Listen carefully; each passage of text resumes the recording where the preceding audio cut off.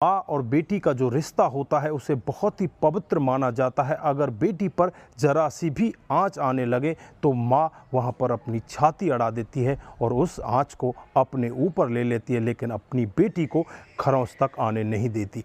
दोस्तों, आजकल ये माँ शब्द भी बदल चुका है। आजकल कलयुग में ऐसी कलयुगी माँ हैं जो अपने अवैध संबंधों के चलते हुए इस शब्द को भी कलंकित कर जाती हैं।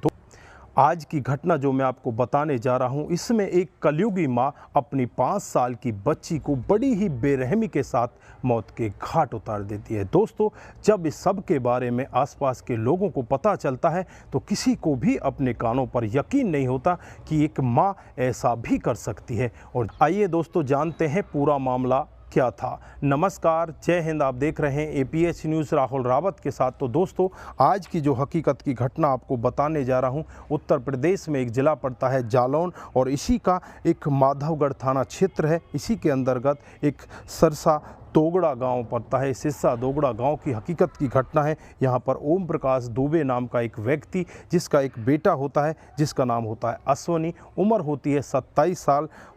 उसके बेटे की बहू जिसका नाम होता है राधा, उम्र होती है 25 साल। और अश्वनी के 2 बच्चे होते हैं।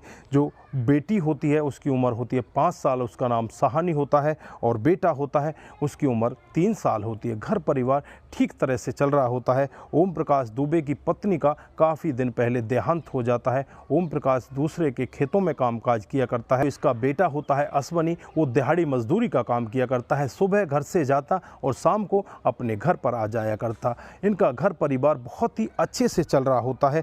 4 अप्रैल 2023 का वाक़या होता है, जब शाम को 6 बजे होते हैं। अश्वनी अपने घर पर पहुंचता है तो घर पर जाकर देखता है तो उसकी बेटी सहानी, जिसकी उम्र 5 साल होती है, वो घर में दिखाई नहीं देती। इधर वो अपनी पत्नी से भी पूछताछ करता है तो पत्नी कहती है कि बाबा के पास वो आगे आंगन में खेल रही होगी, वहाँ जाकर देख लीजिए। और जब बाबा के पास अश्वनी पहुँचता है, अपने पिताजी से बातचीत करता है कि यहाँ पर अश्वनी को आपने देखा है, तो वो कहता है कि 2 बजे यहाँ पर अश्वनी आई थी, लेकिन 2 बजे के बाद अश्वनी को मैंने नहीं देखा। अब पिता को बहुत ही ज़्यादा चिंता होने लगती है और चिंता की वजह से इधर उधर लोगों से, आसपास के जो भी इलाके में लोग मौजूद होते हैं, सबसे पूछताछ करता है। अपनी बेटी की चारों तरफ तलाश करता है, लेकिन कहीं से भी उस बेटी का कोई खुलासा नहीं हो पाता।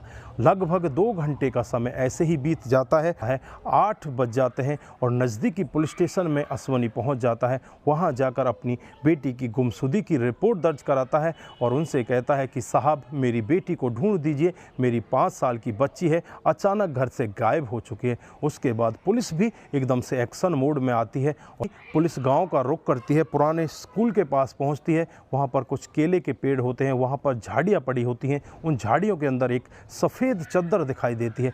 पुलिस एकदम से ही उस लड़की के पिता को वहां पर बुलाते हैं और उस चद्दर को वहां से उठाकर देखते हैं तो वहां पर एक डेड बॉडी पड़ी मिलती है। और वो डेड बॉडी किसी और की नहीं, उस लड़की सहानी की होती है, जिसकी उम्र 5 साल होती है। तुरंत ही पुलिस डेड बॉडी को अपने कब्जे में लेती है, उसे पोस्टमार्टम के लिए भेजती है। उससे पहले उसकी जांच पड़ताल करती है तो पता चलता है कि इसकी नाक से कुछ खून बह रहे हैं। इसका मतलब है कि इसका नाक और मुंह दबाकर इसकी हत्या की गई है। उसके बाद पुलिस अपने कामकाज में लग जाती है। आसपास के लोगों से भी जांच पड़ताल करती है, लेकिन कहीं से भी कोई खुलासा नहीं हो पाता। पुलिस सारे एंगलों से जांच पड़ताल में लगती है और देखती है कि इनके पास तो ज़्यादा पैसा भी नहीं है। इस लड़की को अगवा भी किसी ने क्यों किया होगा?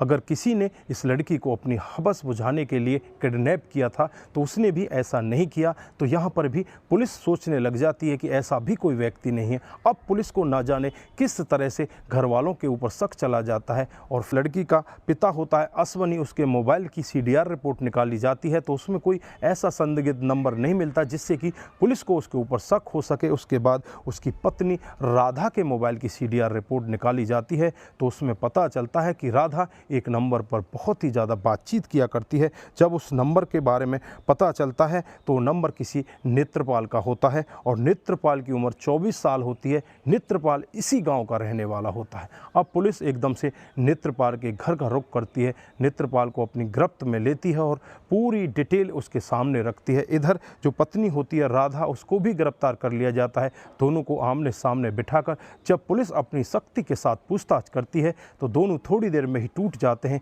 और एक रटे रटाए तोते की तरह सारा कुछ सच्चाई बयां करने लगते हैं। राधा बताती है कि साहब मेरे पिता गरीब हैं और गरीबी के चलते हुई मेरी शादी जो मेरे पति हैं अश्वनी उनके साथ कर दी जाती है। मैं अश्वनी को लेकर खुश नहीं होती। लगभग शादी को 3 साल बीत जाते हैं और मैं अपने पिता की गरीबी को देखते हुए अश्वनी के साथ अपने जीवन को व्यतीत करने लगती हूँ। अश्वनी अपने कामकाज पर चले जाते हैं। इधर जो इनके पिता होते हैं वो भी दूसरे के खेत में काम करने चले जाते हैं। घर पर मैं अकेली रह जाती हूँ। अगर बाज़ार से भी मुझे कुछ सामान लेकर आना पड़ता है तो मैं खुद ही बाज़ार जाया करती हूँ। एक दिन का वाक़या होता है जब मैं बाज़ार जाती हूँ और बाज़ार से खरीद कर कोई सामान वापस लेकर आ रही थी, तभी मुझे वहाँ पर नेत्रपाल मिल जाता है और नेत्रपाल मुझे जब देखता है तो ये देखते ही रह जाता है। उसके बाद ये मेरे से कहता है कि भाभी ये सामान मुझे दे दो, मैं तुम्हारे घर तक छोड़ देता हूँ। उसके बाद मेरा सामान मेरे घर तक छोड़ता है कि पहली नज़र मुझे इस तरह से भा जाती है, मैं भी नेत्रपाल के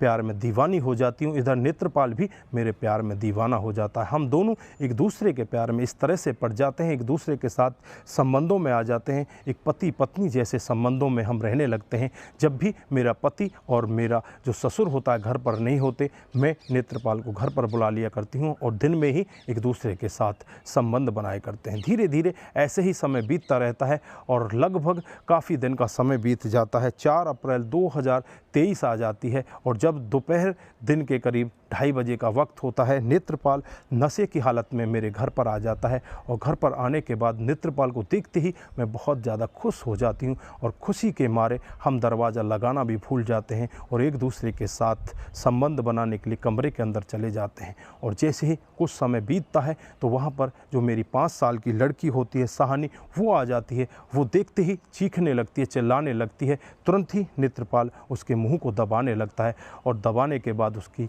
आवाज़ को थाम देता है। तब तक उसकी मौत नहीं होती। उसके बाद मुझे ऐसा लगने लगता है कि अगर इसके पिता शाम को आएंगे तो ये अपने पिता को सारा वाक़या बता देगी। उस वजह से मैंने ही कहा नेत्रपाल इसे दुनिया से ही हटा दो। उसके बाद इसका मुंह और नाक को तब तक दबा कर रखा जाता है तब तक इसके प्राण नहीं निकल जाते। उसके बाद चद्दर में इसको लपेटा जाता है और लपेट कर जब रास्ते में कोई नहीं दिखाई देता, उस केले के बगल में जाकर उसे झाड़ियों में टाल कर हम वहाँ से वापस आ जाते हैं। चुपचाप अपने घर के अंदर बैठ जाते हैं। जब पुलिस भी ये पूरा मामला सुन रही होती है, आसपास के लोगों को भी इस सब के बारे में पता चलता है, तो एक बार कोई भी अपने कानों पर यकीन नहीं कर पाता कि एक माँ अपनी 5 साल की बच्ची को इतनी बेरहमी के साथ कैसे मौत के घाट उतार सकती है।